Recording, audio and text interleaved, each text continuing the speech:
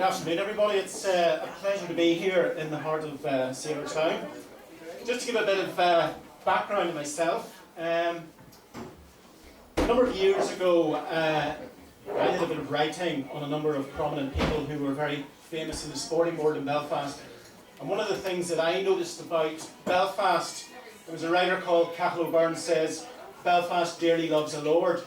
And by goodness, Belfast really does love a lord and celebrate the good and the great from bygone past ages. But the problem was that the people who actually brought pride among the working classes and into the communities from which they came had been forgotten, had been overlooked. And one of those people was Rinty Monaghan, who brought such great pride to Belfast in 1949 and before, until the day he died in 1984. He brought great pride to the community and to this community, Sailor Town, a proud son with such a legacy that every year was being diminished and diminished. So one day I was coming down the M1 and I happened to go under the bridge at Donegal Road and looked up at the balls and the falls and said, what the fuck is that? And then I actually went and dug into it, and it turns out it was £536,000 of your money that went into creating. Can anybody please tell me what the balls on the falls is about? The balls on the balls. Exactly. What does it mean to the average punter in Belfast? What does it mean? It doesn't mean anything. And we had a gentleman over here, Eamon Colley, who's actually a nephew of Rinty Monaghan. And it was Eamon decided to go and speak to a number of people to see what could be done at a civic level to try and commemorate the name and the legend of Rinty Monaghan. So we formed an organisation called the Belfast Boxing Ring. I just want to mention that Martin Lynch had talked about some of the great boxers within this area, and last year I did a story on a gentleman called Liam Baker from this area, whose brother sadly died this morning, Shawnee. Liam Baker was the only person to ever beat Jim McCourt, who was an Olympic boxer for Ireland on 3 occasions. He was a fantastic boxer, fantastic prospect, but like everybody else, or like the other legends, he went in another way, and their story has been forgotten. But getting back to Eamon, what we're saying is, where are the working class people commemorated in Belfast? Where are the people who brought pride to the communities? And we said Rinty Monaghan is one person that we need to commemorate in this city as somebody who really did give inspiration to the working classes just after the war in a time of austerity. So I'll just give you a little overview of what Belfast is about. And if people think that they own this city, they don't. Queen Victoria and Prince Albert own it. Okay. I don't even think they built a bonfire in the street to commemorate Prince Albert when he died. But I'll tell you what they did do. They built a clock. Okay. They built a bridge. And it wasn't good enough building the bridge. They named the bloody road to the bridge after Prince Albert as well. There's a dock called after Albert. Victoria. Great Victoria. Wouldn't even be good enough, Victoria. No. Great Victoria. They named the train station after her as well. You go down through it all. There's that many, the Donegals and the Chichesters. What have they to do with the working classes of Belfast? Arthur Street. Battenberg Street. It's named after Prince Henry of Battenberg. Whoever the he is. The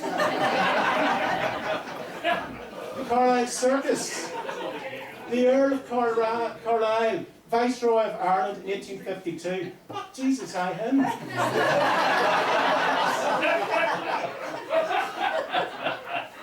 Fisherwick Place. I'm sure everybody knows that was the name of the Marquess of Donegal, one of his titles. Yeah. Hatfield Street. That was the residence of the Marquess of Salisbury. Where's the working class? Where are the people who made this city, built this city, within this city? Where are they commemorated? The balls and the falls? I don't think so. On Castlereagh Road, they decided to name all the streets on the right-hand side heading countryward after horses that won the Derby. Trigo, Cicero, Lattice. The old joke about Lattice Drive. The taxi driver says, "Sure, I'm only fucking insured myself."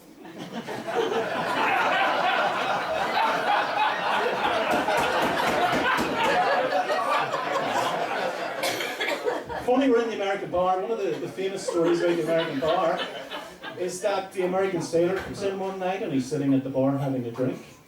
And he says to the guy beside him, "Excuse me, sir, do you know where the urinal is?" And the guy says, "Well, how many funnels does it have?"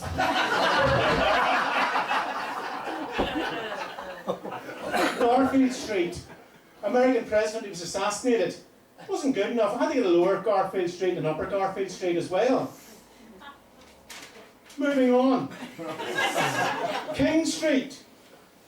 Oh, Princess Street, Royal Avenue, Shaftesbury Square, Wellington, Wellington Street. Annandale is named after his mother. You know what I mean? Annandale Embankment. Oh yeah, that's after the Duke of Wellington's mother. We all know that. But we all accept that. Shrewsbury, Chelsea.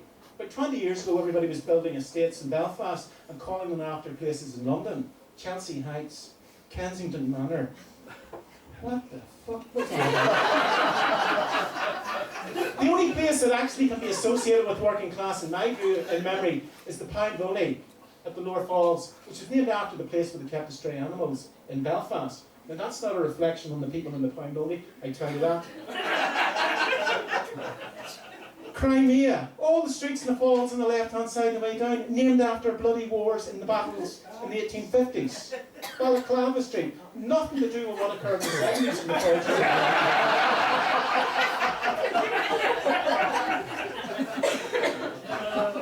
Anyway, getting back to Rinty Monaghan, born in 1918, born into poverty.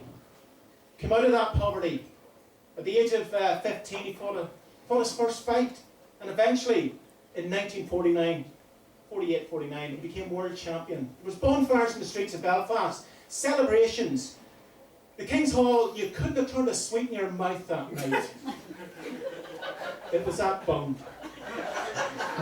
In the Ulster Hall at the weigh-in, there were people peering through the glass. They climbed up onto the roof to peer in for the weigh-in for his fight with Jackie Patterson that day. But Rinty died in 1984. His legacy was diminishing. Eamon said to me, "We need to do something." We went to the City Hall, and the first thing the City Hall says, "Well, what about Mary Peters?" I says, "What about Mary Peters? There's nothing for her." And I said, "But Mary Peters, she hasn't had to buy a drink or buy a lunch since 1972. Dame Mary, Our Lady, she's a lovely lady, but she's not even from Belfast. No. She's from Liverpool. She got the bus through Belfast twice." Basically, we made the argument that Rinty Monaghan is from Belfast. Rinty Monaghan brought pride to Belfast. Rinty Monaghan put Belfast on the world sporting map. What are you going to do about it? So of course they had to form a working group. And then a reference group. And then an all-party working group on working groups. So eventually, we got prices. What we had to do, being Belfast of course, you have to tick all the boxes. Okay? So the project was, let's get a memorial to Rinty Monaghan, one to another world champion called John Caldwell, and one to the boxers of the Shankill area. Because we couldn't agree who was the best boxer in the Shankill area. Davy Larmer decided to take the path of least resistance, and we are going to incorporate all the boxers within that. So the project was £250,000. And of course, as soon as you mention the boxers, what else comes out? What about George Best? Right? Okay, he's an airport named after Boxing is in the fabric of this city and this area. We have everybody here knows boxers, is related to boxers. Years ago, everybody knew Rinty Monaghan. He was part of the social fabric of this city and area. So eventually, the working group agreed to make a recommendation to the subcommittee. The subcommittee sent it back to the working group, and eventually the subcommittee adopted it, and it was proposed to the actual principal committee. Now this has all taken about 4 years. We actually had Liam Neeson over here to launch the project. And I felt like saying, Jesus, Liam, we could just save ourselves a lot of hassle if you stick your hand in your back pocket. Yeah. It was the longest 3 hours we ever had, because you know the way we used to get uncles and aunts coming to the house when they were leaving, they'd slip you a couple of pounds or something. Well, Liam gets up to leave. And I just fucked off.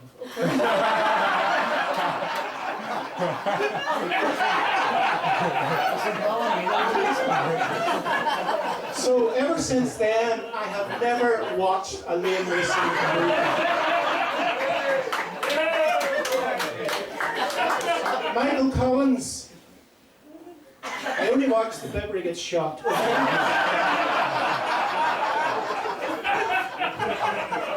So, we got it through the council, capital funding. Basically what happened was, we're going to say, right, let's do this. So we had to get working groups again, we had to go and have these tick box exercises, but eventually, 2 years ago in August, it happened at the Art College in York Street.